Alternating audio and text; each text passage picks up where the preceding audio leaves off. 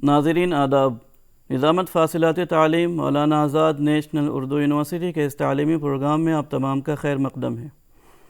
یہ programme B A Islamic studies سال سوم کے ان طلبہ و طالبات کے لیے ہے جنہوں نے علوم و فنون میں مسلمانوں کی خدمات کے پرچے کو منتخب کیا ہے۔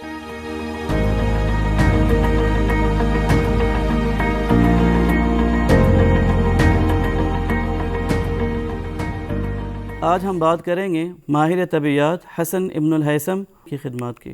ناظرین، طبیعیات وہ علم ہے جس میں مادہ، اس کی حرکت اور توانائی کے علم اور ان کے باہمی تعلق سے بحث کی جاتی ہے۔ قدرت کی چار اہم بنیادیں ہیں: زمان و مکان، مادہ اور توانائی، اور طبیعیات فطرت یا قدرت کی ان بنیادوں کے اصول و قوانین کے مطالعے کا نام ہے۔ مسلمانوں میں علم طبیعیات کی ابتدا دوسرے تمام علوم کی طرح عہد عباسیہ میں ترجمے کی تحریک کے ساتھ ہوئی۔ مسلمانوں نے اس وقت طبیعیات کا علم یونان اور ہندوستان سے حاصل کیا۔ ارسطو، ارشمیدس کی تحریریں اور اسی طرح دیگر علماء یونان کی کتابیں اس علم کے فہم و ترقی میں مسلمانوں کی اہم مصدر تھیں۔ علماء یونان نے زیادہ تر قدرت کے رازوں سے پردہ اٹھانے کے لیے فلسفے کو بنیاد بنایا اور عقلی موشگافیوں سے ان کو حل کرنے کی کوشش کی۔ مسلمانوں نے طبیعیات کو اپنی ذہانت کا استعمال کرتے ہوئے تجربے کے ذریعے ایک مستقل علم کی حیثیت عطا کی، اس کو ملاوٹوں سے پاک کیا، ان کی درجہ بندی اور تقسیم کی، تجربے کی بنیاد پر ان کے اصول و ضوابط کو منظم کیا اور پھر ان کو ترقی دی۔ عزیز طلبہ، مسلمانوں نے خلا، آواز، حرکت، وزن نوعی، جامد اور سائل مادوں، روشنی اور قوت کے قوانین دریافت کیے اور علوم کی ترقی کی تاریخ میں اہم کردار ادا کرتے ہوئے ان کی رفتار کو بڑھایا۔ علم فلکیات، ریاضیات اور کیمیا بھی علم طبیعیات کے دائرے میں آتے ہیں۔ چونکہ ان علوم میں مسلمانوں کی خدمات کو الگ فن کے طور پر بیان کیا گیا ہے، لہٰذا ہم یہاں صرف طبیعیات کے شعبے میں مسلم سائنسدانوں کی خدمات پر گفتگو کریں گے۔ ناظرین، علم طبیعیات میں مسلم سائنسدانوں کی خدمات کی فہرست بہت طویل ہے، جن میں بنو موسیٰ، ابن باجہ، الکندی، الفارابی اور ابن الہیثم وغیرہ شامل ہے۔ چونکہ ہمارے نصاب میں صرف ابن الہیثم کا نام شامل ہے، اس لیے آج کے اس سبق میں ہم گفتگو کریں گے ماہر طبیعیات ابن الہیثم کی۔ آپ کا نام ابو علی الحسن بالحسن بن ہیثم تھا۔ آپ 965 عیسوی میں عراق کے شہر بصرہ میں پیدا ہوئے۔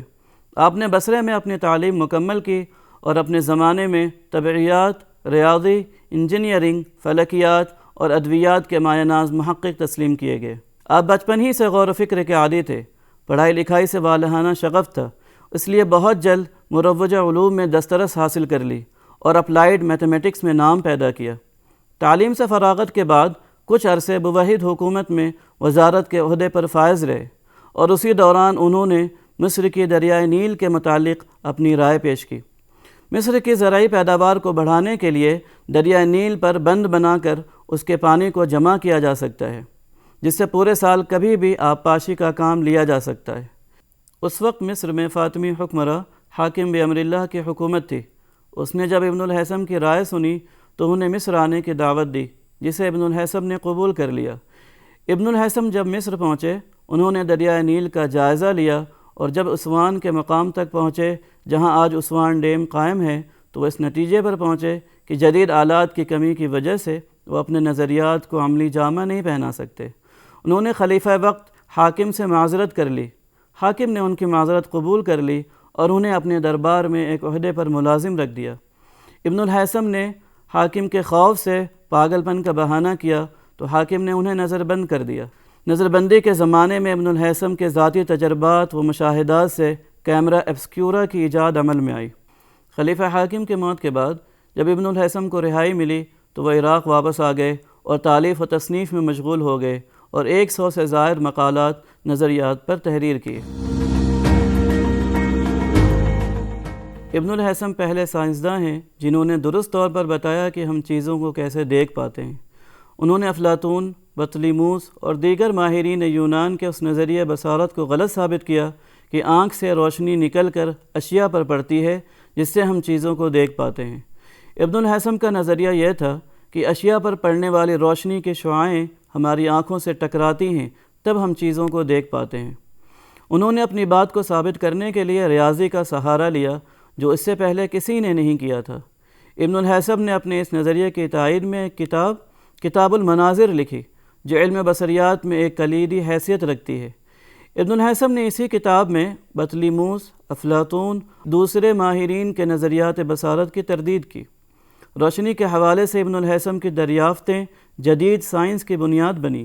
ابن الہیثم نے روشنی کا انعکاس و انعطاف بھی دریافت کیا۔ ابن الہیثم نے بتایا کہ روشنی کی رفتار مختلف صورتوں میں الگ الگ ہوتی ہے، جیسے خلا میں روشنی کی رفتار تقریباً 3 لاکھ کلومیٹر پر سیکنڈ ہے، جبکہ پانی میں اس کی رفتار 2,25,000 کلومیٹر پر سیکنڈ کے قریب ہے۔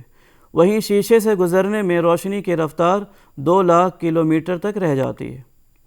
انہوں نے تاریخ میں پہلی مرتبہ نظر کی خامیوں کو دور کرنے کے لیے عدسوں کا استعمال کیا۔ ان کی اس تحقیق نے میگنیفائنگ لینس کے نظریے کو انسان کے قریب تر کر دیا۔ ان کی اہم دریافتوں میں آنکھ کی مکمل تشریح بھی شامل ہے۔ ابن الہیثم نے آنکھ کے ہر حصے کے کام کو پوری تفصیل کے ساتھ بیان کیا ہے۔ روشنی کے بارے میں ابن الہیثم کا کہنا یہ ہے کہ نور ہمیشہ خط مستقیم میں سفر کرتا ہے، اس کے لیے ذریعہ یا واسطے کی ضرورت نہیں ہوتی۔ روشنی کے اس سلسلے میں ابن الہیثم نے ایک اور نظریہ پیش کیا۔ ان کا ماننا تھا کہ اگر کسی تاریک کمرے میں دیوار کے اوپر والے حصے سے ایک باریک سوراخ کے ذریعے سے سورج کی روشنی گزاری جائے تو اس کے بالمقابل اگر پردہ لگا دیا جائے تو اس پر جن اشیاء کا عکس پڑے گا وہ الٹا ہوگا، جس سے پن ہول کیمرے کی ایجاد عمل میں آئی۔ آگے چل کر اسی نظریے اور تجربے کے تحت فوٹو کیمرے کی ایجاد عمل میں آئی۔ ابن الہیثم نے اپنی کتاب المناظر میں پردہ بصارت کی حقیقت کو واضح کیا اور اس کا بصری، اعصاب و دماغ کے ساتھ باہمی تعلق کو واضح کیا۔ ابن الہیثم کو جدید سائنسی ضابطۂ عمل کا بانی کہا جاتا ہے۔ یہ وہ طریقہ کار ہے جس کے ذریعے سائنسداں معلومات کے حصول، معلومات کی درستگی، الگ الگ معلومات کو ملا کر نتیجہ اخذ کرنے اور مشاہدے کی حقیقت تک پہنچنے کے لیے استعمال کرتے ہیں۔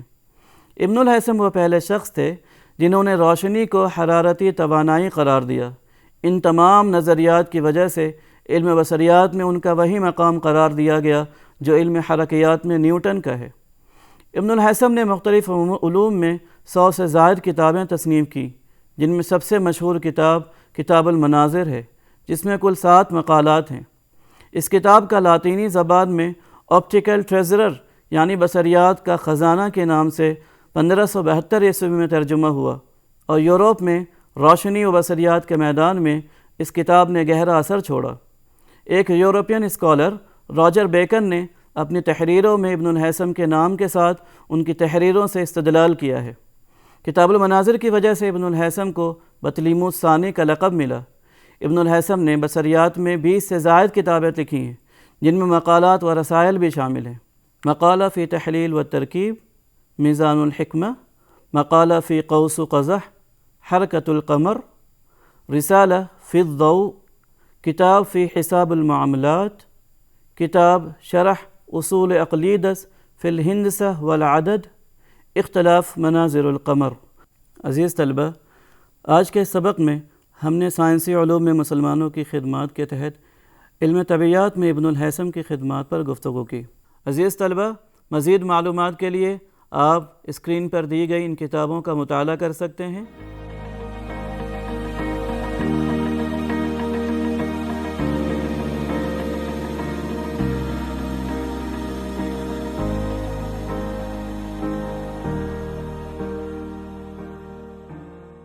اگلے سبق میں ہم اسی موضوع کے تحت علم فلکیات میں ابو عبداللہ البتانی کی خدمات پر گفتگو کریں گے۔ تب تک کے لیے اجازت دیجیے۔ آداب۔